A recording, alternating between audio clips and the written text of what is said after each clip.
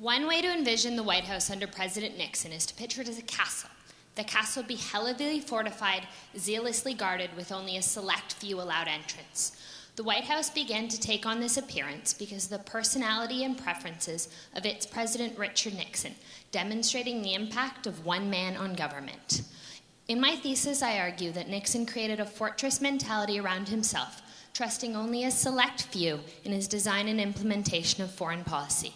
Nixon's secretive nature and rigid self-discipline, combined with his mistrust of the press and bureaucracy, created this office structure which restricted involvement in and notification of his foreign policy.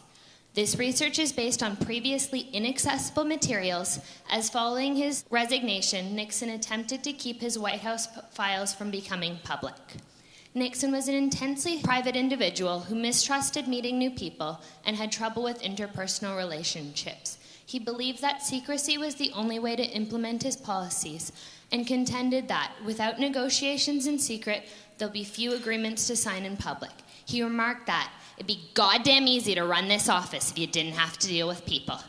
Consequently, coming into office, Nixon directed his national security advisor, Henry Kissinger, to reform the National Security Council, or NSC, to be his wall between the State Department and the White House.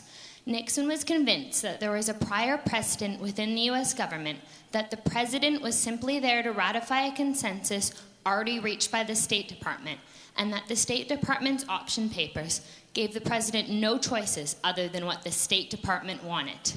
Therefore, the NSC was given the mandate to investigate situations, produce policy papers, and control the agendas of the State and Defense Department. One prime example of Nixon's foreign policy is that of Cambodia. In 1969, coming into office, Nixon was determined that the war in Vietnam would change. He received information from the NSC that the communist headquarters of the offensive in South Vietnam were located in neighboring Cambodia. The plan to bomb these headquarters came together aboard Air Force One, parked at the Brussels airport, without the State Department being involved. And when the bombs began to fall on the technically neutral country, neither Congress nor the Foreign Relations Committee were notified, and a dual reporting system was put into place where the official war record showed that the bombs were falling in South Vietnam, when in fact they were falling in Cambodia. So why does this all matter?